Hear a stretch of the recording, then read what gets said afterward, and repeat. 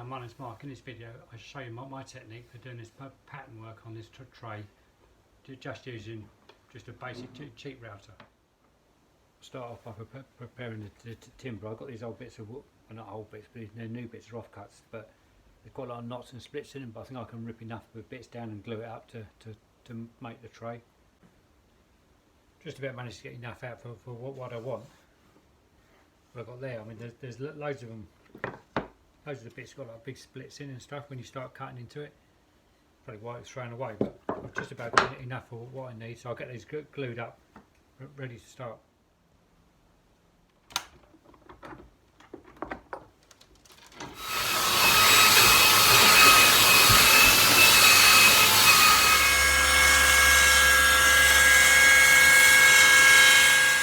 So a bit of walnut already to start putting the pattern on now, so I'll mark it all out. I'll leave it out the camera for that because there could be quite a bit of head scratching on that one.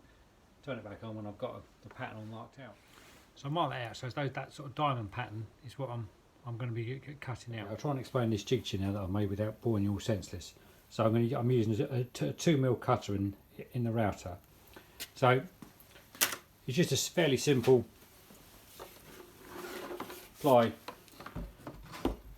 jig really. So the router will slide up and down in there.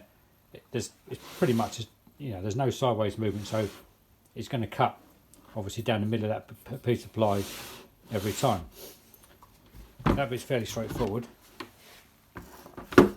Then I made these two, so that's the cut. I'm making a 2mm cut. So if you drop those in there like that, so if that's sitting on the line at each end, and obviously that's where it has to cut.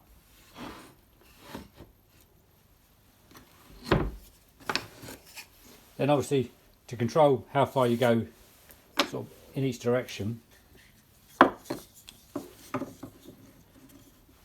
those two there is basically the base of the router minus 2mm in the middle, which is the width of the cut, which will be the width of the cutter.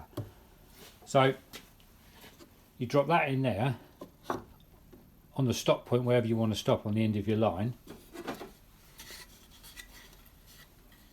That then slides to it. A couple of screws in there.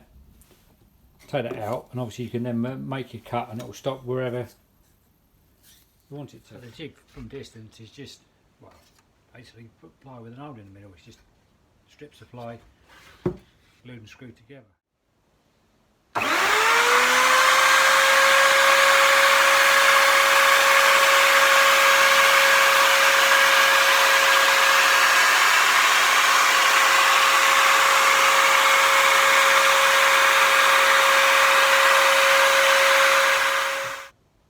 So I finished cutting it out. I decided to make the border a little bit wider in the end. Just thought it looked a bit better. So really start adding the copper now. So what I've got is just copper powder, which I'm just going to mix with epoxy and pour it in there. I've done it with brass powder before and it turned out well. I've not tried copper before, but see how it goes. So I mixed it up. You've got like my reasonably thick consistency. Just pour it on and move it around with a hot air gun and fill all the little gaps up.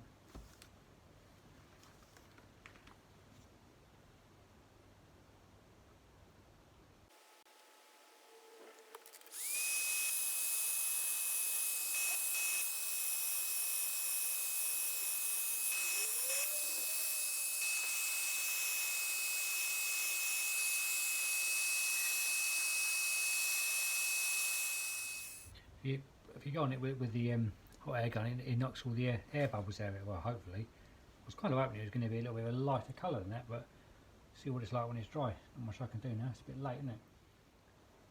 It's dry, but it's just not really the colour I was expecting it to be. Like, well, a much lighter copper colour. That looks more like I poured chocolate over it. I'll sand it up and see what it looks like, but it's not really what I was expecting, to be perfectly honest with you. Give me a basic sand up. I just wiped a bit of white spirit on there just to see what the colour looks like. Looks a lot more coppery now. I'm a lot happier with that than I was half hour ago before I sanded it. I'm not still convinced on this copper. My wife thinks it looks good, but I'm not convinced that the colour of the copper and the colour of the walnut are too close together.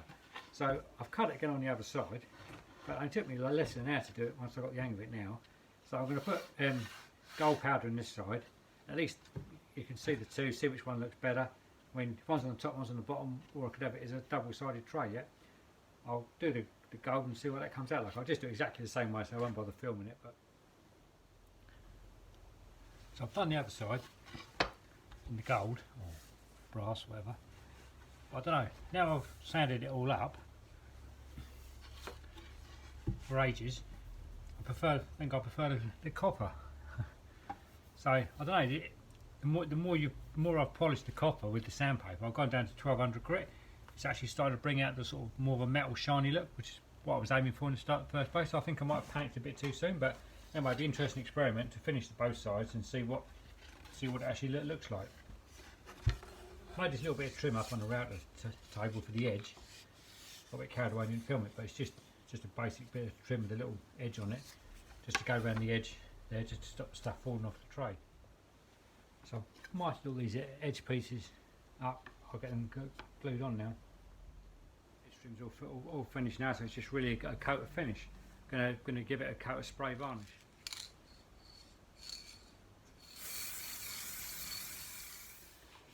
There it's all finished. I think I definitely do prefer the copper side. I mean, I know the gold one hasn't got so much, it hasn't got the surround and stuff, so slightly different anyway, but I did spend a lot longer polishing up that copper side with the sandpaper as well. Quite pleased how it turned out. I mean, it's only a simple thing, but it's just really an experiment with a pattern. I may try on something, add it to a piece of furniture, or may try next time to get a more sophisticated pattern, maybe get some curves and stuff in. Got a couple of ideas along them sort of lines. Thanks a lot for watching. Please subscribe.